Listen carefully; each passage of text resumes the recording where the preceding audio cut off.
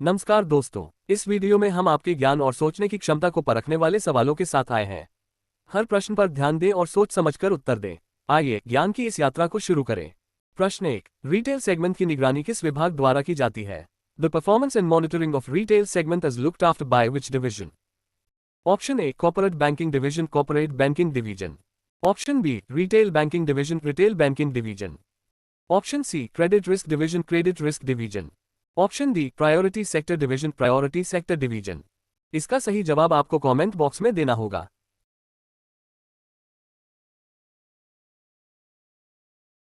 तो चलिए इसका सही जवाब देखते हैं।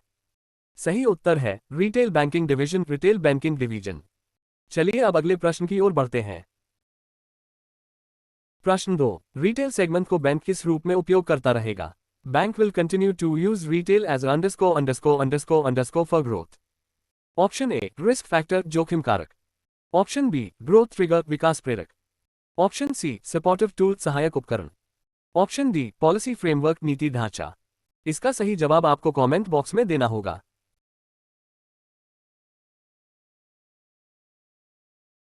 तो चलिए इसका सही जवाब देखते हैं। सही उत्तर है ग्रोथ ट्रिगर, विकास प्रेरक। चलिए अब अगले प्रश्न की ओर बढ़ते हैं। प्रश्न 3, रिटेल लोन पोर्टफोलियो को मजबूत करने के लिए कौन से क्षेत्र प्रमुख हैं? Which areas will be focused to build a robust retail loan portfolio? Option A, product innovation, it's scoring models, उत्पाद नवाचार, सूचना प्रौद्योगिकी, scoring model. Option B, only agriculture lending, केवल कृषि ऋण। Option C, corporate finance, corporate finance. Option D, treasury operations, कोषागार संचालन। इसका सही जवाब आपको कमेंट बॉक्स में देना होगा।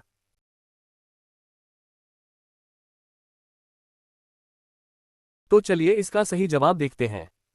सही उत्तर है product innovation, it's scoring models, उत्पाद नवाचार, सूचना प्रौद्योगिकी, स्कोरिंग मॉडल। चलिए अब अगले प्रश्न की ओर बढ़ते हैं। प्रश्न 4, प्रायोरिटी सेक्टर में बैंक का मुख्य उद्देश्य क्या है? What is the main objective of the bank under priority sector? Option A, to reduce industrial risk, औद्योगिक जोखिम कम करना। Option B, to boost advances to all priority segments, सभी प्रायोरिटी क्षेत्रों में अग्रिम बढ़ाना। Option C, to finance only urban population, केवल शहरी आबादी को वित्त देना। Option D, to reduce number of एसएचजीएस, स्वयं सहायता समूहों की संख्या घटाना। इसका सही जवाब आपको कमेंट बॉक्स में देना होगा।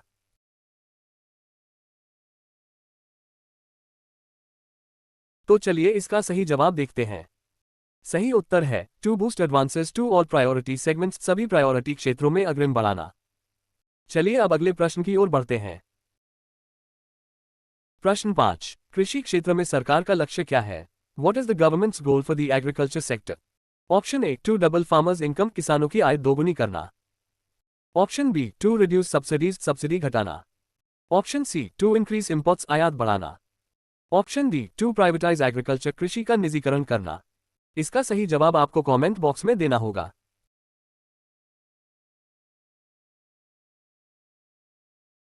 तो चलिए इसका सही जवाब देखते हैं।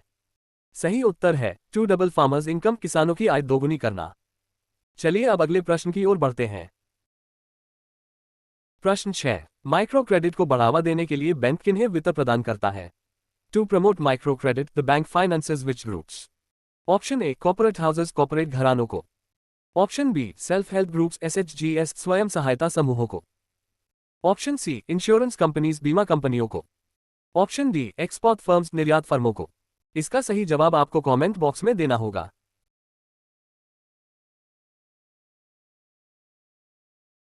तो चलिए इसका सही जवाब देखते हैं। सही उत्तर है सेल्फ हेल्प ग्रुप्स, एसएचजीएस, स्वयं सहायता समूहों को। चलिए अब अगले प्रश्न की ओर बढ़ते हैं। प्रश्न 7, पीएनबी सैकीज का कार्य क्या है? What is the role of PNB सैकीज? Option A, to facilitate credit linkage of एसएचजीएस, स्वयं सहायता समूहों के क्रेडिट लिंक में सहयोग करना। Option B, to monitor ATMs, ATM की निगरानी करना। Option C, to handle foreign exchange, विदेशी मुद्रा का संचालन करना। Option D, to promote insurance, बीमा को बढ़ावा देना। इसका सही जवाब आपको कमेंट बॉक्स में देना होगा।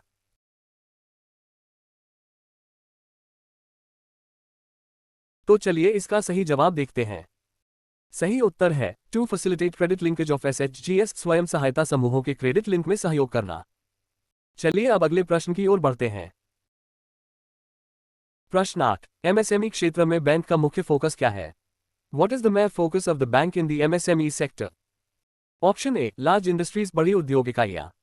ऑप्शन बी, माइक्रो एंटरप्राइजेस सूक्ष्म उद्यम। ऑप्शन सी, गवर्नमेंट प्रोजेक्ट्स सरकारी परियोजनाएं। ऑप्शन डी, रिटेल बोरोअर्स खुदरा उधारकर्ता। इसका सही जवाब आपको कमेंट बॉक्स में देना होगा।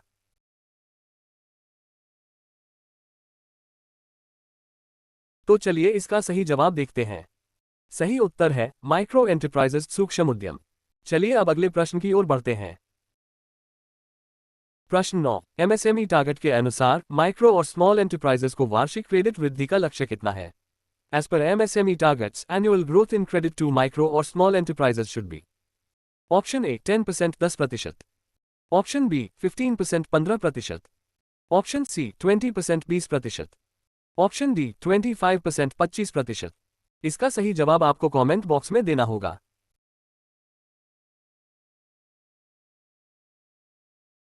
तो चलिए इसका सही जवाब देखते हैं।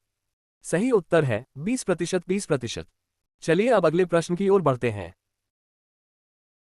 प्रश्न 10, एमएसएमई टारगेट के अनुसार कुल एमएसई ऋण का कितने प्रतिशत माइक्रो एंटरप्राइजेस को दिया जाना चाहिए? What percentage of total MSE lending should go to micro enterprises? Option A 40% 40%। Option B 50% 50%। Option C 60% 60%। Option D 70% 70%। इसका सही जवाब आपको कमेंट बॉक्स में देना होगा।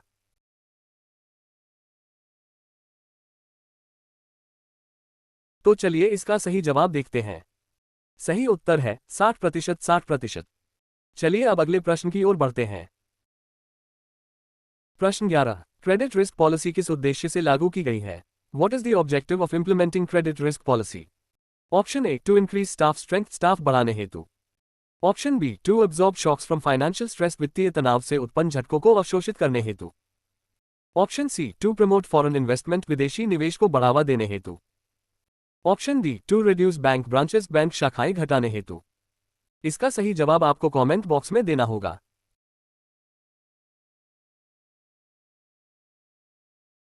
तो चलिए इसका सही जवाब देखते हैं। सही उत्तर है to absorb shocks from financial stress वित्तीय तनाव से उत्पन्न झटकों को अवशोषित करने हेतु। चलिए अब अगले प्रश्न की ओर बढ़ते हैं। प्रश्न 12, बाज़ल 3 गाइडलाइंस किस तिथि से लागू की गई? Basel 3 guidelines were implemented WAF। Option A, the 1st of April 2012। Option B, the 1st of April 2013। Option C, the 1st of April 2014। Option D, the 31st of March 2013। इसका सही जवाब आपको कमेंट बॉक्स में देना होगा।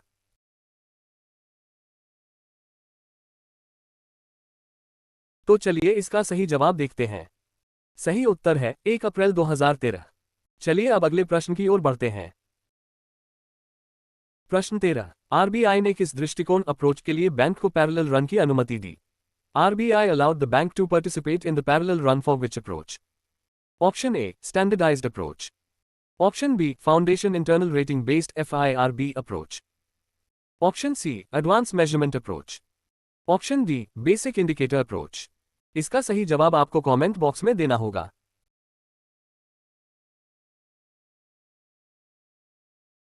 तो चलिए इसका सही जवाब देखते हैं। सही उत्तर है foundation internal rating based FIRB approach. चलिए अब अगले प्रश्न की ओर बढ़ते हैं। प्रश्न 14, स्टैंडर्डाइज्ड अप्रोच में लोन एसेट्स को कैसे वर्गीकृत किया गया है? Under the standardised approach loan assets are classified into. Option A, different categories विभिन्न श्रेणियों में। ऑप्शन बी, सिंगल पूल एक समूह में। ऑप्शन सी, कैपिटल पूल पूंजी समूह में। Option D, cash flow group नकदी प्रवाह समूह में। इसका सही जवाब आपको कमेंट बॉक्स में देना होगा।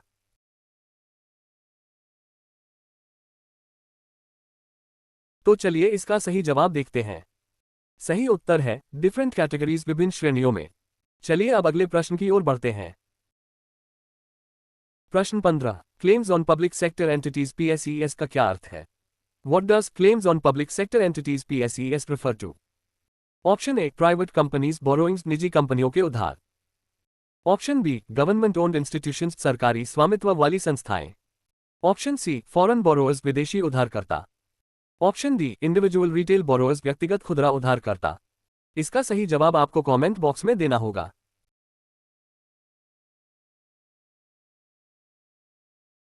तो चलिए इसका सही जवाब देखते हैं।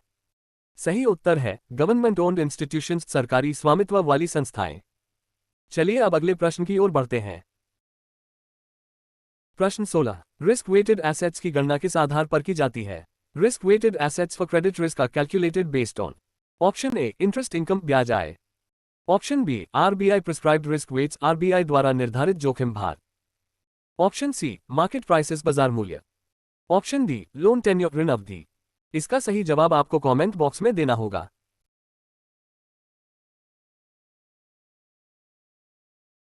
तो चलिए इसका सही जवाब देखते हैं। सही उत्तर है RBI prescribed risk weights, RBI द्वारा निर्धारित जोखिम भार। चलिए अब अगले प्रश्न की ओर बढ़ते हैं। प्रश्न 17। बोरोअर्स जिनका कुल एक्सपोजर 5 करोड़ रुपए से अधिक है, उन्हें क्या करना आवश्यक है? Borrowers having exposure above 5 crore rupees must. Option A maintain higher capital, अधिक पूंजी बनाए रखें। Option B get their facilities rated by external rating agencies, बाहरी रेटिंग एजेंसियों से रेटिंग प्राप्त करें। Option C submit financial audit quarterly, तिमाही वित्तीय ऑडिट प्रस्तुत करें। Option D pledge collateral with RBI, RBI के साथ संपार्श्विक गिरवी रखें। इसका सही जवाब आपको कमेंट बॉक्स में देना होगा।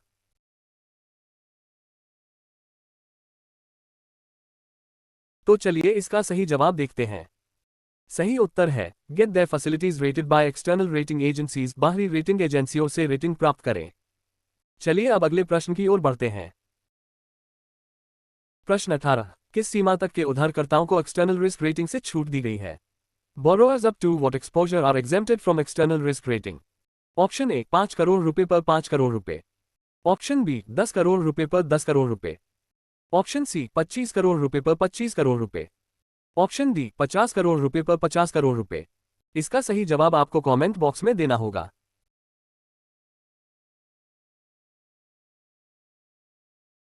तो चलिए इसका सही जवाब देखते हैं। सही उत्तर है 25 करोड़ रुपए पर 25 करोड़ रुपए। चलिए अब अगले प्रश्न की ओर बढ़ते हैं। प्रश्न 19। 25 करोड़ रुपए से अधिक और 50 करोड़ रुपए तक के उधारकर्ताओं को एक्सटर्नल रिस्क रेटिंग से कब छूट है? Borrowers above 25 crore rupees and up to 50 crore rupees are exempted from external risk rating under. Option A no condition, बिना शर्त। Option B certain specific conditions, कुछ विशिष्ट शर्तों के अंतर्गत। Option C only for agriculture loans, केवल कृषि ऋणों के लिए। Option D for staff loans only, केवल स्टाफ ऋणों के लिए। इसका सही जवाब आपको कमेंट बॉक्स में देना होगा।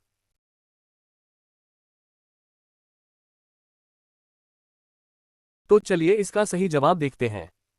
सही उत्तर है सर्टेन स्पेसिफिक कंडीशंस, कुछ विशिष्ट शर्तों के अंतर्गत। चलिए अब अगले प्रश्न की ओर बढ़ते हैं। प्रश्न 20। एलिजिबल फाइनेंशियल कोलैटरल्स बैंक की किस प्रकार मदद करते हैं? Eligible financial collaterals help the bank by. Option A increasing loan exposure, ऋण जोखिम बढ़ाने में। Option B reducing exposure amount, जोखिम राशि घटाने में। Option C increasing interest rates, ब्याज दर बढ़ाने में। Option D decreasing capital base, पूंजी आधार घटाने में। इसका सही जवाब आपको कमेंट बॉक्स में देना होगा।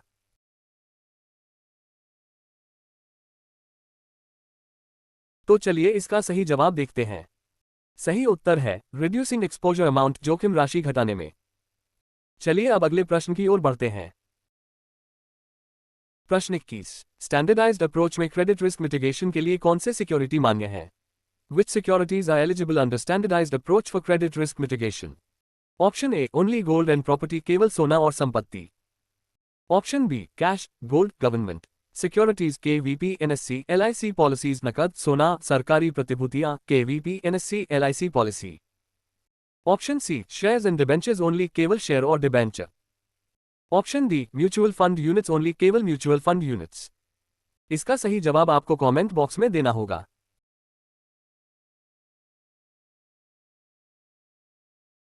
तो चलिए इसका सही जवाब देखते हैं। सही उत्तर है cash, gold, government securities, KVP, NSC, LIC policies, नकद, सोना, सरकारी प्रतिभूतियां, KVP, NSC, LIC पॉलिसी। चलिए अब अगले प्रश्न की ओर बढ़ते हैं। प्रश्न 22। CGTMSE गारंटी कवर को कोलेट्रल के रूप में कब माना जाता है? When is CGTMSE guarantee cover treated as collateral? Option A always, fully, हमेशा, पूर्ण रूप से। Option B only to the extent of coverage, केवल कवरेज की सीमा तक। ऑप्शन सी नेवर, कभी नहीं। Option D only for NPA accounts, केवल एनपीए खातों के लिए। इसका सही जवाब आपको कमेंट बॉक्स में देना होगा।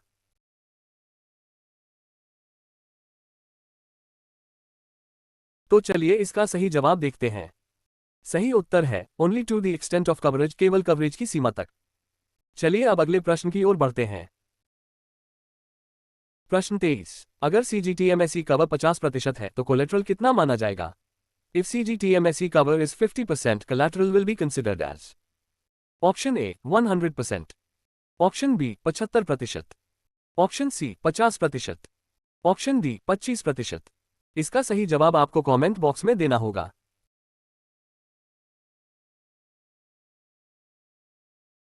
तो चलिए इसका सही जवाब देखते हैं।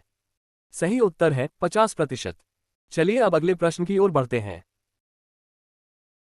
प्रश्न 24, एलिजिबल कोलैटरल्स में निम्न में से कौन शामिल नहीं है? Which of the following is not included in eligible collaterals? Option A FDRN, S, C, K, V, P. Option B LIC policy surrender value, LIC policy surrender value. Option C residential commercial property, आवासीय वाणिज्यिक संपत्ति। Option D personal jewellery, व्यक्तिगत आभूषण। इसका सही जवाब आपको comment box में देना होगा।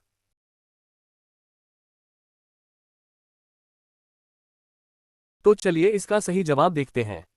सही उत्तर है पर्सनल ज्वेलरी, व्यक्तिगत आभूषण। चलिए अब अगले प्रश्न की ओर बढ़ते हैं। प्रश्न 25, बाज़ल 3 के तहत कैपिटल एडिक्वेसी का मुख्य उद्देश्य क्या है?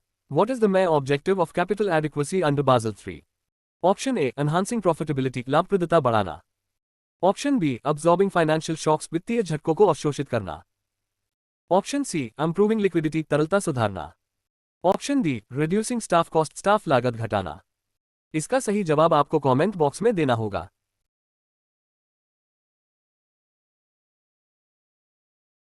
तो चलिए इसका सही जवाब देखते हैं। सही उत्तर है अब्सॉर्बिंग फाइनेंशियल शॉक्स, वित्तीय झटकों को अवशोषित करना। चलिए अब अगले प्रश्न की ओर बढ़ते हैं।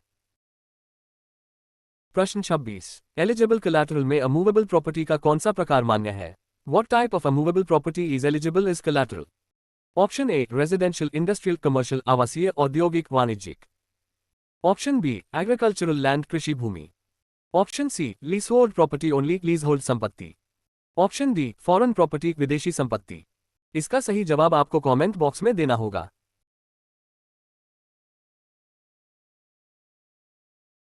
तो चलिए इसका सही जवाब देखते हैं।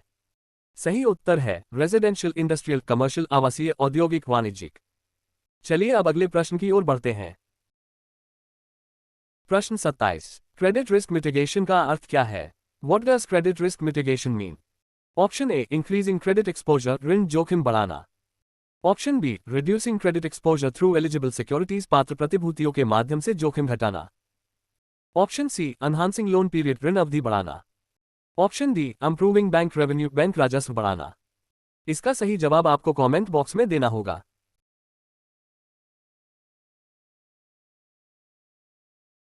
तो चलिए इसका सही जवाब देखते हैं। सही उत्तर है reducing credit exposure through eligible securities, पात्र प्रतिभूतियों के माध्यम से जोखिम घटाना। चलिए अब अगले प्रश्न की ओर बढ़ते हैं। प्रश्न 28, एनपीए के रूप में कौन सा दावा वर्गीकृत होता है? Which type of claim is classified as NPA? Option A performing asset, प्रदर्शनशील संपत्ति। Option B non performing asset, गैर प्रदर्शनशील संपत्ति। ऑप्शन सी रिटेल पोर्टफोलियो, खुदरा portfolio. Option D government loan, सरकारी ऋण। इसका सही जवाब आपको कमेंट बॉक्स में देना होगा।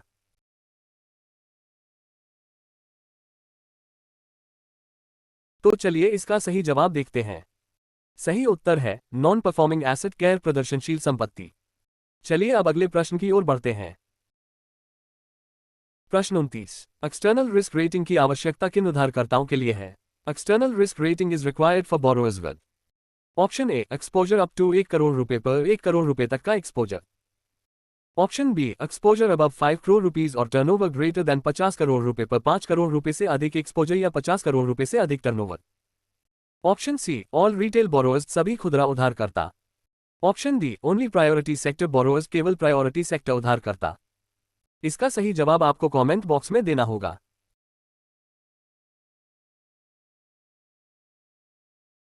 तो चलिए इसका सही जवाब देखते हैं। सही उत्तर है एक्सपोजर अबव 5 करोड़ रुपीस और टर्नओवर ग्रेटर देन 50 करोड़ रुपए पर 5 करोड़ रुपए से अधिक एक्सपोजर या 50 करोड़ रुपए से अधिक टर्नओवर। चलिए अब अगले प्रश्न की ओर बढ़ते हैं। अगर आपको ये वीडियो पसंद आया हो तो लाइक और शेयर जरूर करें। सब्सक्राइब कीजिए और बेल आइकॉन दबाएं ताकि हर नया आप तक तुरंत पहुंचे। Thank you for watching this video.